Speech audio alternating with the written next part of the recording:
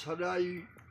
सुञातूं अलाह इश्क न कई अॻ में जो रहबर ॾिसी राह इश्क न कयूं अॻ में जेको रहबर ॾिसी राह अल्लाह अहमद बिल्ला मीमी ओ वेठणी विसाह पढ़ियूं क़ुरान पुरजियूं कीन खे चित्र लातूं चाह अल इंसान श्री वाना सरियो ॾाहिर ॾाह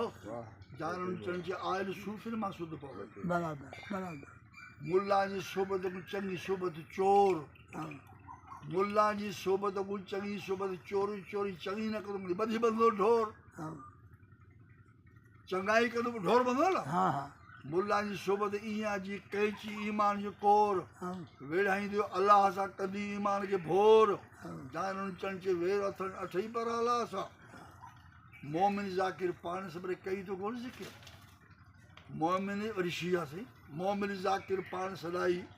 पर कई तो कोन ज़िक्र उन दम जी ख़बर कान का किथे रहे थो ओ दम जी ख़बर कान को मतिलब लाइ मकर माण्हू मुजाहि मज़हब अॻियो पुछंदी परवर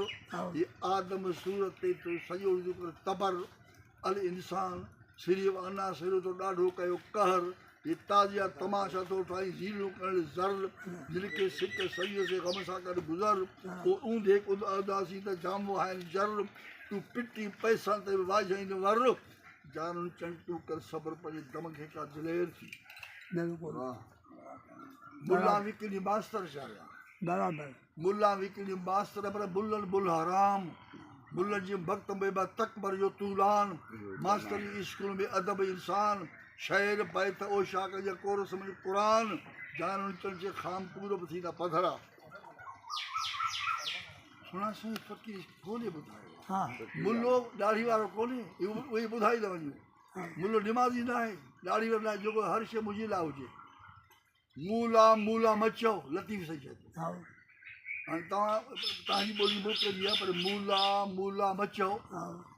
छो ये चई तो आहिरी आहिनि बिरू सॼे माह त माणक मटाईंद खयो क़ुरान का संद रुला रुलाईंद हर जेको हक़ जो सॼाण सुराईंद इन्हनि खे आहिनि लाल जो लतीफ़ चए सॼे पर पंज जी पढ़ाया त ॿिया ॾाॾा ऐं नाना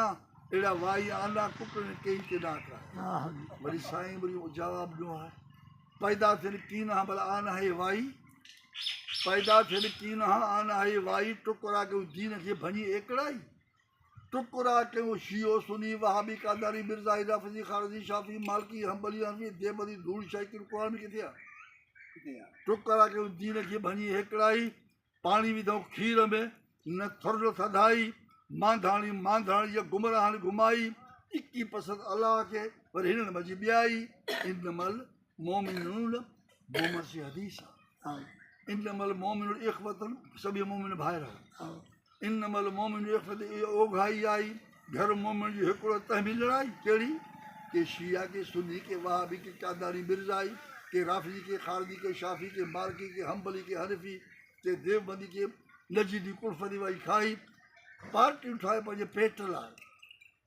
पार्टियूं ठाहियूं पंहिंजे पेट लाइ मुल्लनि ज़ाकिरनि मचाई जानन चण जे जाई ते घोट आहे पंहिंजे घर मां वाह सुना सही मुल्लनि जा कंधा काढी किरी मुल्लो ॾाढी वार सही कोन्हे निमाज़ी मुल्लो न आहे मां अॻु चयो जेको चए थो हर शइ मुंहिंजे लाइ हुजे उहो मुल्लो